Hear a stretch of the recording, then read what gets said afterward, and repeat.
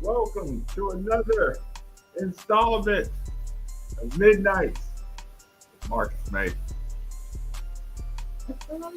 What's going on, good people? Where we at in the chat? Roll call, quick roll call, short night. Robert Maxwell in the building, Money 1322 representing the Cardinal Bird. Mellow Pink, where you been at? Ronnie Ron, what's good? Representing the Cardinal Bird. Fabian, what's good? And the show was gone. Yeah, it was just a short. It wasn't even a show last night. It was just saying what's up to everybody and pushing back to tonight. What up? What up? What up? Volleyball sweep straight sets. Paul Thomas in the building representing the Carter Bird. What's good? What's good? Charles in the building. Hold on, let me catch on up. Alicia representing the Carter Bird. What's going on? Robert Jocelyn in the house representing the Carter Bird. Cashmere in the building. What's good? Catching up, catching up. Of course, watch what you say. Larwick in the trees. Watching out for the crowd. What's going on, everybody? Vanders in the building. Representing the Carter Bird. Let's catch up. Let me catch up. Great night at the Young. Who went to the game? I watched it on television. Jason Baker in the building. What's good? ESPN came back on. Yeah, they made an agreement. They knew what they were doing. It was just a shakedown on everybody. Talked about a little bit during the day show. Paul Thomas giving all the shout outs. We had to go a little leopard.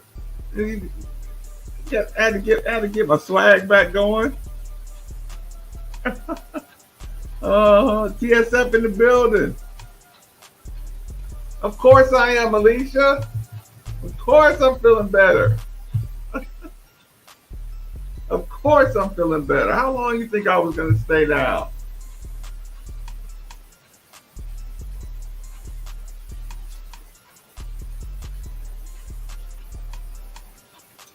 Woo!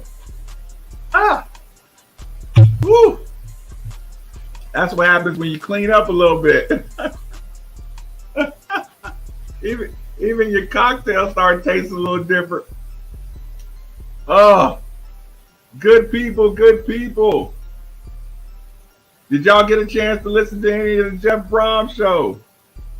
Did anybody get some Jeff Brohm conversation in today?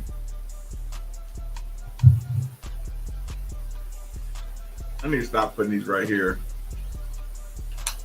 These are my broadcast headset.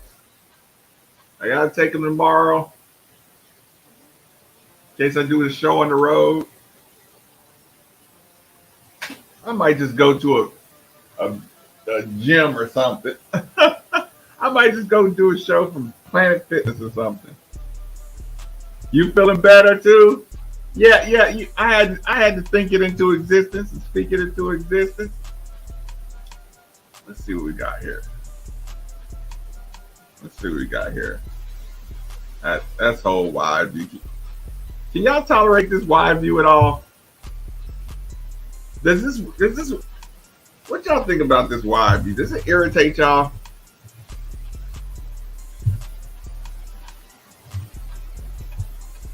Can y'all handle this wide view?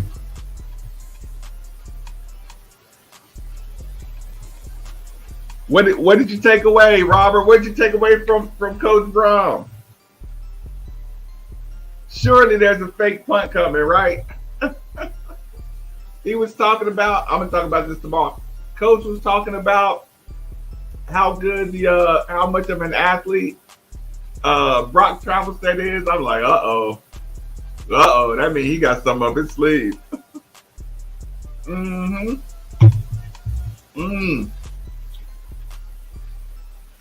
When you have good athletes at kicker and punter positions, that opens up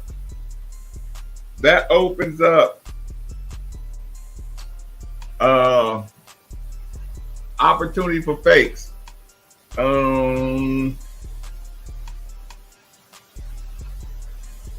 Hold on really quick.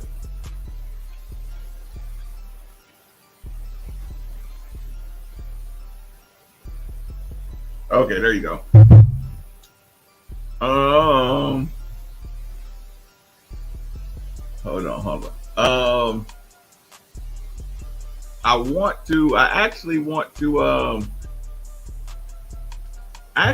find where the replay is. Let me turn down that Let me turn down that volume just a tad bit. I feel like I'm trying to yell over the music a little bit. Let's pull that down, put that in the background. Can anyone help me locate the Brohm Show on demand, all sports, audio only, Coach Brohm Show. We got it right here. Oh no, that's coming up. September 20th, upcoming events. Hold on demand, live, all sports. Let's go football. September 16th. Can anybody help?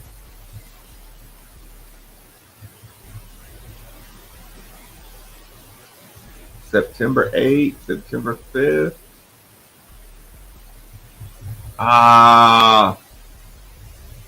Can anyone help me locate the Jeff Brohm Show?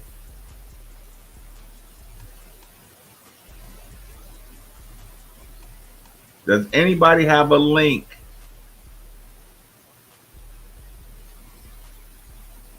This has to be it then, right? Okay, I think I got it.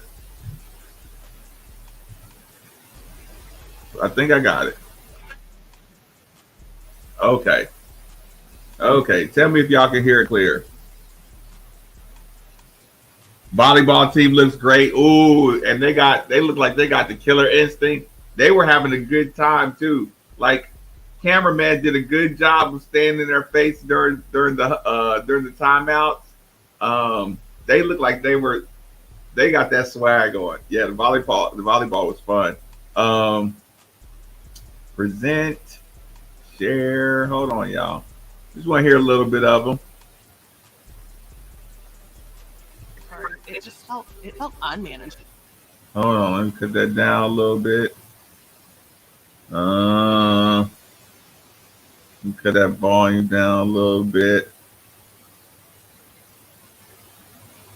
Okay, just sit tight with me, y'all. Just sit tight.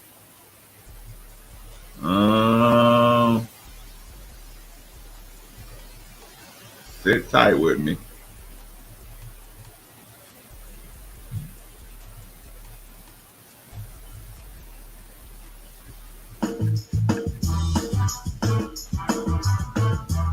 Four, 3, 2, 1, mark. That was your 2-minute time check, stations.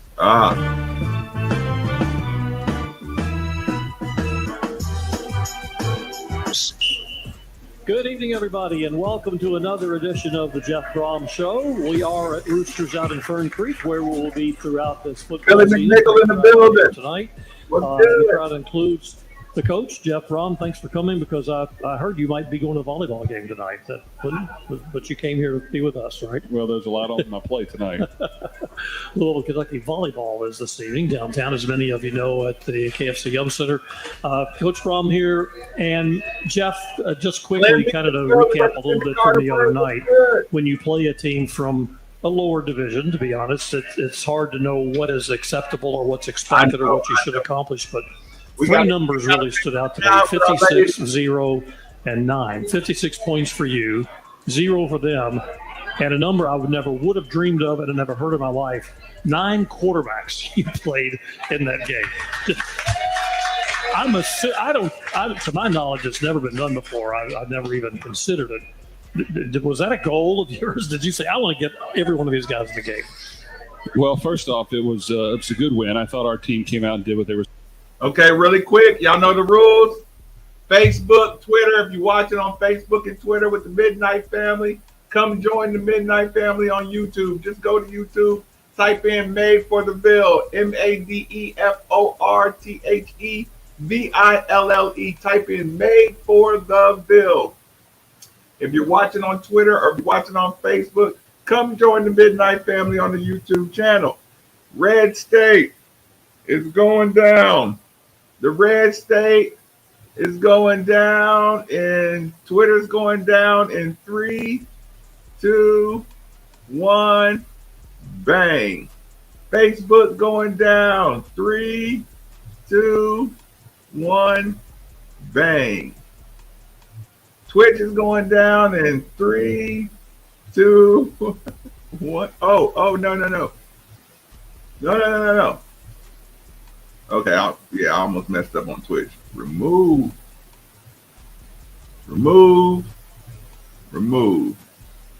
Robert had 3, 2, 1. Yep, get in here and join us the right way. Queen Lady Lachelle in the building. Where you been at? Let's get back to that play button. Supposed to do. In those type of games, you got to improve upon the week before. You've got to execute at a high level. You've got to do all the small things correctly and play good, sound football. So I thought we did that, and it was a great crowd. So it was tremendous to see everybody out there fired up. It was a good night. And when it came to quarterbacks, no, really that wasn't the intention. I just think that we have 9 quarterbacks on the roster. They all work really hard. Opportunities like this aren't going to come around a whole lot where you can get multiple people in the game. So towards the end, when things were going in our direction, we decided to give everyone a chance to play. And I know there's certain people that, can now at least say that they played a college football game, and hopefully we can get them in more. But it was great to see really almost everybody on the sideline get in the game and play football. Just to put it in context, never have more than 4 quarterbacks completed a pass in a season. You had 5, I believe, right? Complete a pass in this game. We were trying to find out if 9 quarterbacks had ever played, and the closest thing we could find was an NFL team several years ago had 8 quarterbacks play in a season.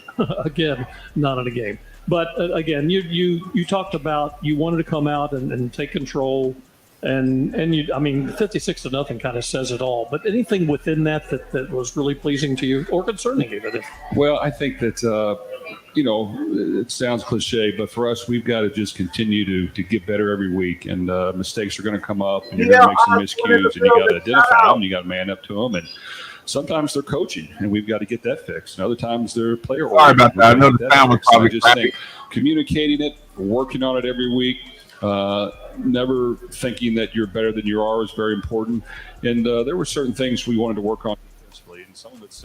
I thought we got the calls in quicker. I thought we got lined up and got set. I thought we all played on the same page before the ball was snapped. Even then you let your talents take over. And I thought not giving up the big play was big. And, our guys played hard. And a lot of guys got to see the field on that side of the ball as well. Offensively, I thought we moved the ball, did some things, were a little more efficient. Had some moments here and there that I'd like to get better at. Had to turnover and a couple of drop snaps that shouldn't happen and some silly things like that. So there are some things to clean up. And, from here on out, we're going to have tough football games. So we're going to have to execute at a high level and play with great energy and fly around and make plays and be opportunistic and all those things. And I just think, moving forward, our guys need to realize that we're going to have to play really good football to win this week. There are penalties, sometimes a hold, sometimes an illegal block that can happen. But I know the frustrating thing for all coaches is when you have those pre-snap penalties. You had a few of those, but and I know you address them. What's the key to getting results? Sean, who were the girls in green? I didn't hear that. I noticed them too, but I didn't know who they were. When you say to guys, you don't just say, hey, quit committing penalties. How do you specifically address those kinds of things?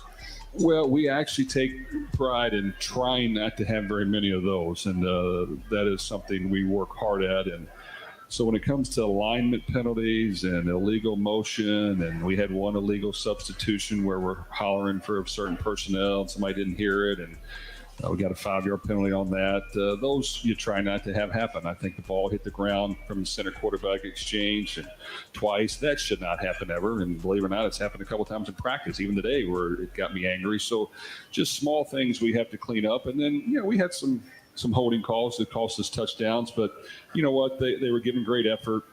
It was at the very end where we got to learn to just kind of pull off when we already have a man block. That's kind of what happened. We had 2 guys blocked, and they fought to get away at the end, and we kind of just held them a little bit longer than we should have. So a lot of things like that to clean up that, I just think you work on them and you identify them. You don't it happened today in practice. We lined up wrong one time. It cost us in a 2-minute drill. We had a drop snap at one point. So you identify and you make sure that, hey, we cannot have this happen, and we've got to be better than that. Jamari Thrash had 3 catches for 82 yards and a touchdown. He also Jamari ran for a Thrash. touchdown. In fact, you had 2 receivers rush for touchdown, and Mario Higgins-Bruce did as well. Jamari Thrash is the first wide receiver with 4 touchdowns in the first 2 games since Deion Branch back in 2000. That's some pretty good company. But I love what when you were asked about him, the things you talked about is how good he is and how hard he works in practice. Well, and that is 100% true. Jamari has come to us as a transfer from Georgia State. He wanted to play at a higher level and show people, how good he can be. And ever since he's been here, he's practiced every day. He hasn't missed one snap. He never complains. He runs his routes hard. He blocks on the perimeter. He gives great effort. And he has a ton of experience. He's played a lot of football. So I just think it's great when guys like that have success. We want to continue to help him achieve his goals on the football field, keep him healthy. But he's been a great leader by example. And I think, if everyone can watch him and duplicate that, we'll have a good chance to win.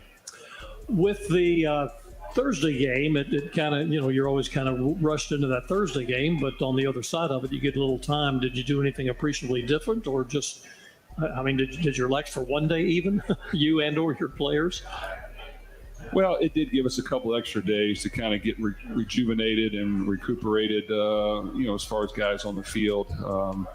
Sometimes when you have the Saturday where you're not playing, you're able to kind of relax a little bit on that day while you're doing some things. Okay. But you know what? Like I said, the main part of the season starts now. There's a lot of big football games coming up. A Big Ten opponent, and then numerous conference opponents that are all great parity in this conference. They're going to be tough football games that you got to play well.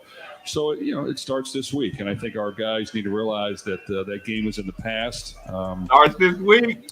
No disrespect to Murray, but we're going to face some Power 5 high caliber football teams that are talented, that are out for the same thing as us, that are hungry, that are striving to get a big win, and we can't allow that. We cannot allow that to happen. So I just think.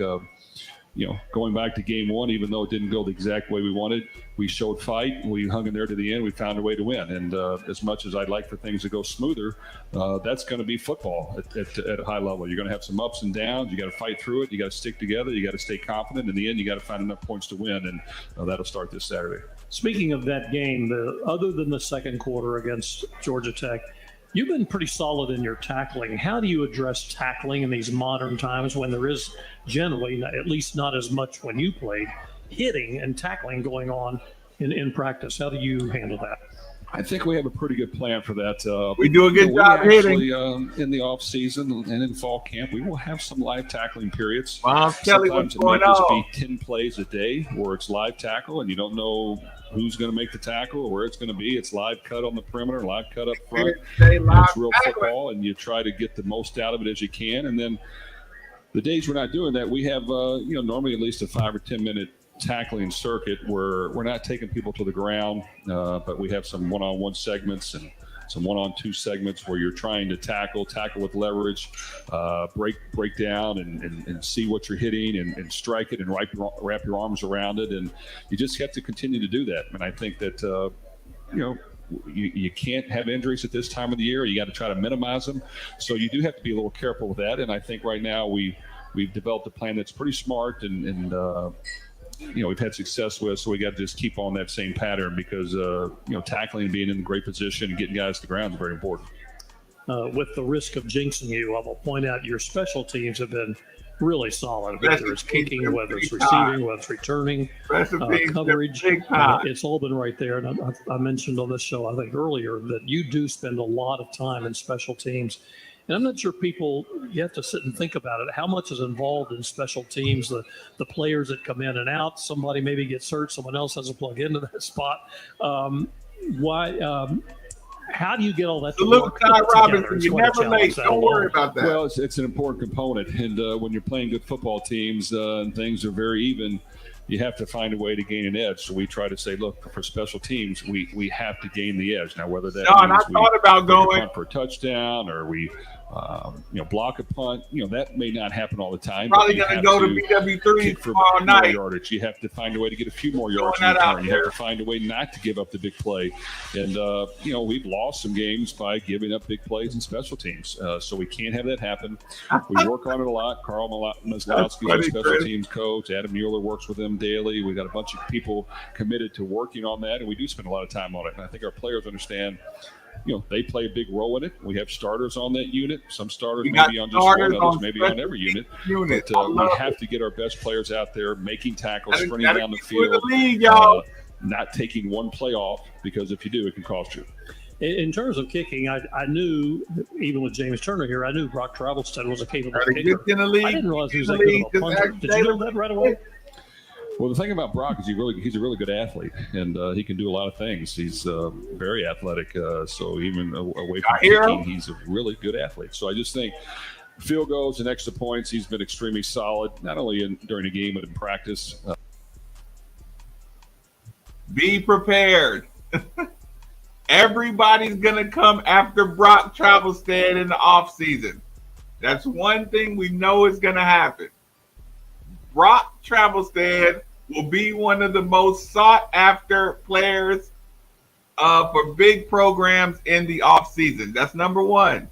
Number two, Jeff Brohm is preparing fake field goals and fake punts. I guarantee it. You can just hear by the way he talks about how good of an athlete he is. He got something up his sleeve with Brock Travelstead. Punter, field goal, all that good stuff.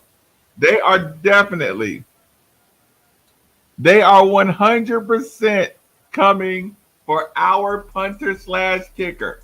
So right now, if you're in here, you might as well start getting ready for NIL improvement.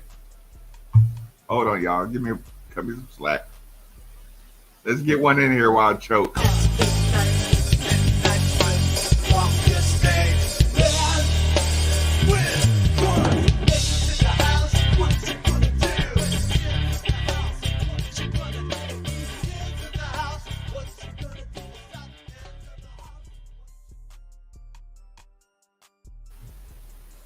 There you go. I mean, just really solid. He's very confident. He carries himself well. Punting, you know what? He talking about Brock. He just figures out a way to punt it out there as much as he can. You can count on him. He's a veteran. He's going to catch the football. He's going to know what the call is. He's going to get us lined up. He's going to do all those small things that we have some other young specialists that will be good. It's just going to take a little time to how funny was that? What a sharpen show. some things on their end. But right now, Brock is extremely solid. We're with Coach Brohm at Roosters in Fern Creek. We're going to take a break and come back and talk some more. I've got a lot of questions from the people here at Roosters. Look forward to the coach, and we'll do that when we come back. That's the Cardinal football from Learfield. You know what's funny about that, David? They're not really haters. It's just people want to be relevant through hate. People that's trying to be relevant through hating are doing that. That's not even real hate.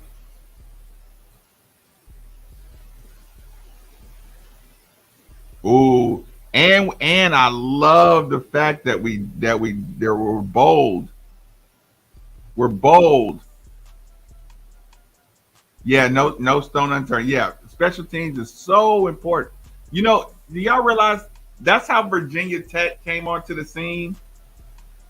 Virginia Tech really made the next step when they started feeling better. That's awesome. Virginia Tech really made the next step when they started just putting starters on special teams. That was like important. So I really shirt, lucky socks, lucky seats. I really enjoy coaches who do it. There, they can be an unexpected. Indiana, of course, they'll be at Lucas Oil Stadium in Indianapolis on Saturday. Yep, Beamer Ball. Big Ten championship game last year. Yeah, what you know about Beamer Ball? Yeah, you know what? I think it's for every year. You know what? What's interesting about that? A couple years ago, I took my son to the. You got the best mix in America. Alabama, Georgia. I might have to get some. Lucas Oil is a great venue, and it was. I might have to completely packed other than the small little corners of the end zone. in the year before, I took my son to the Big Ten championship, and it was Iowa and Michigan, and every seat was taken. So when Coach we played Brown, Michigan he was last talking year, about dealing with Lamar Jackson. I don't know if every seat's going to be taken. All right, from JP, what's your biggest We'll move forward takeaway a from little your bit. first two games so far? Biggest takeaway. Biggest takeaway the first 2 games is, you know what? I think we have a hardworking team that wants to win. You know, they've been really good at owning up to whatever things we believe we need to fix. They work really hard in practice. That's really important.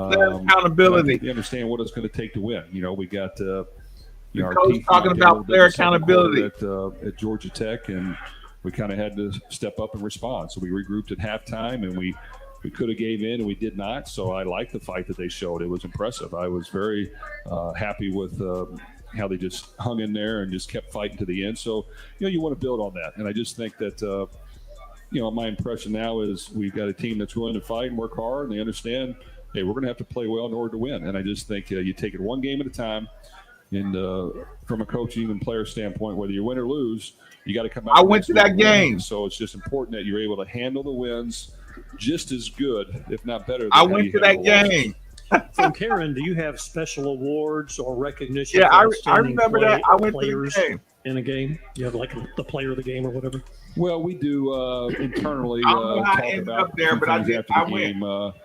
You know, we give out a Showtime award for probably the player of the game on offense and defense and special teams. We give out a grinder award for guys that have played really hard on offense, defense, and special teams. We give out a Showtime player award.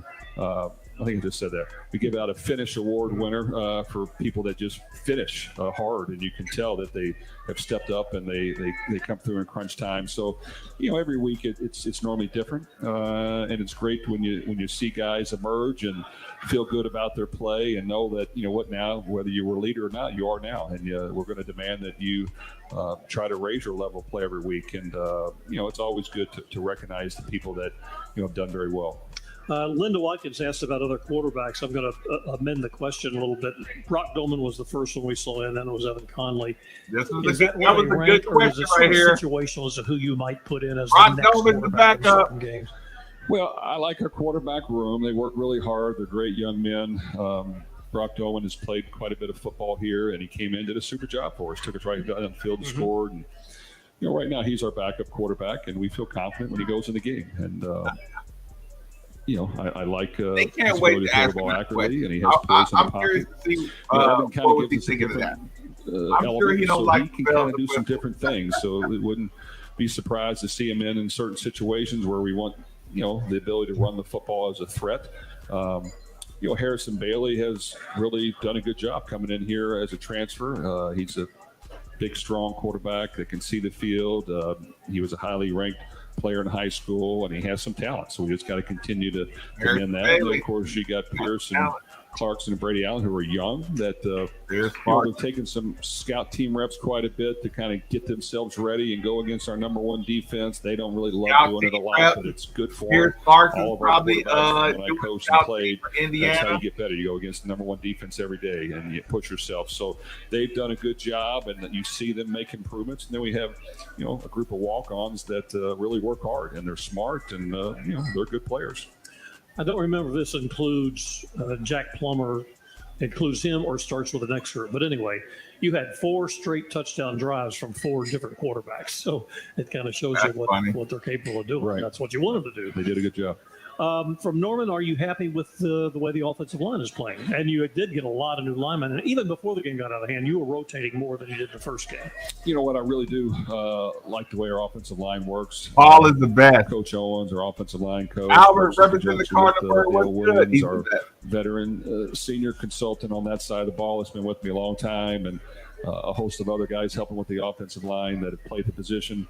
But you know what? Those guys play hard. They don't get a whole lot of credit, but man, they put in a lot of work. They're physical up front. We throw a lot at them. We like to have answers to problems. We don't like to be super vanilla. We like to challenge our guys to learn things. And we made some additions after the spring and even before the spring to help us improve and get better and add depth. And I think we've done that. You know, we would like to play 7 or 8 guys every game, if not more, if possible. And hopefully we can work to that. Now, do we have a starting 5? Yes. If the game's on the line, will we go with the starting 5? Probably. But, we do like the room, and we expect him to continue to improve and get better. Dave asks, how often each week do you have individual position meetings? I think that's every day, isn't it? Well, that's correct. So that's every day. So, once you get through the course of the season, we have a daily schedule. Our players get 1 day off a week where they're off from football. That's mandated by the NCAA. Sometimes in a y'all better be smart. A longer week, we may give them a day extra off, but we're going to meet with them individually. We're going to meet as a unit. Occasionally, we'll meet as a team briefly. We'll go over what needs to be done. We'll explain what's happening. We watch a lot of film with them. We expect them to watch film on their own, and then you go out to practice and you try to carry those things out. But I do think, if you want to be a great player, it's not only just working hard, but you got to study. You got to put in the time. You got to learn tendencies. You got to know what people are trying to do to you. So if you want to be a pro and if you want to play beyond, those are all things you got to learn to do. We try to provide that with them. We have a lot of coaches that work hard. They spend a lot of extra time working with our players who are off. But, we're going to meet with them individually. We're going to meet as a unit. Occasionally we'll meet as a team briefly. We'll go over what needs to be done. We'll explain what's happening. We watch a lot of film with them. We expect them to watch film on their own. And then you go out to practice and you try to carry those things out. But I do think, if you want to be a great player, it's not only just working hard, but you got to study. You got to put in the time. You got to learn tendencies. You got to know what are people trying to do to you. So if you want to be a pro and if you want to play beyond, those are all things you got to learn to do. We try to provide that with them. We have a lot of coaches that work hard. They spend a lot of extra time working with our players. You want to be a pro, you got to be a we're there to do rat. that. That's why we're here, and we want. That's what he's saying. You got to be a try to have a flexible schedule in the off season, but during the season, it's time to work and it's time to help you guys improve and play on your own. Chris has a question about opening up the playbook, as he calls it. I want to kind of add to it a little bit. Do you have everything in? Does that continue through the year, or do you maybe eliminate things as you go through the year?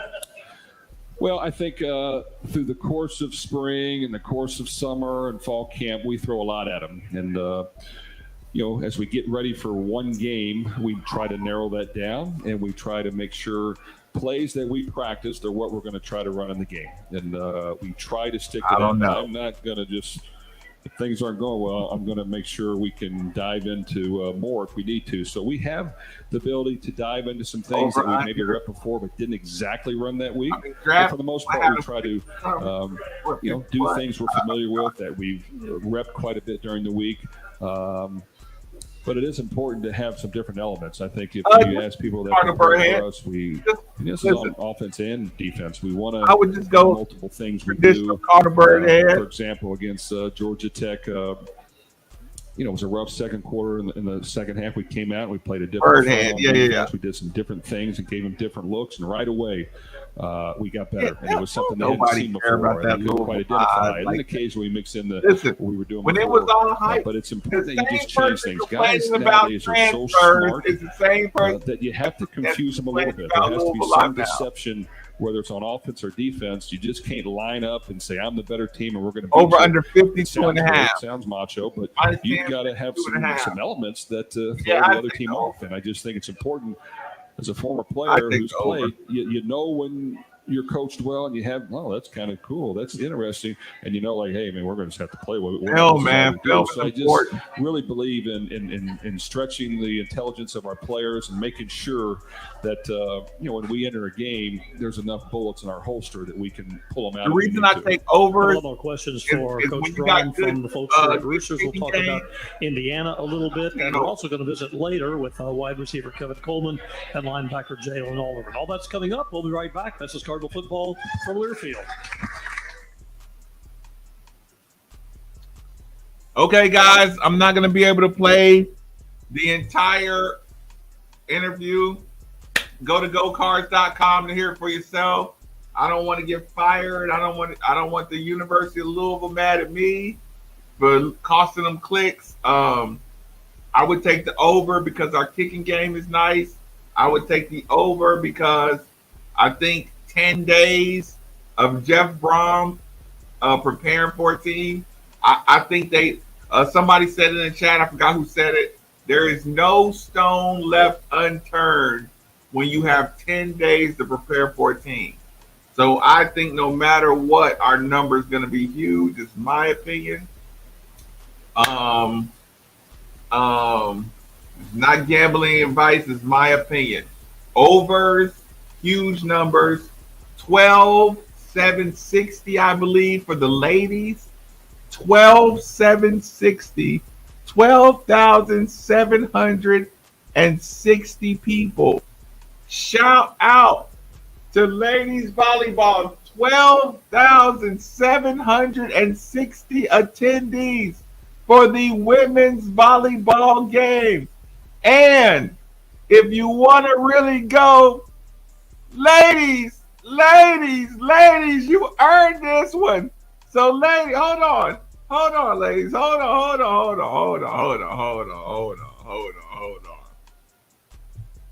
Cheers to my women's volleyball team, ladies. You were aggressive, you were passionate, you were the coaching was immaculate. We looked well prepared. Cheers. You deserve this. You earned it. You deserve this. Please, everyone, support the channel. Hit the like button. Hit the follow button. Hit the subscribe button if you enjoy being a part of the Midnight family in any way. Touching you.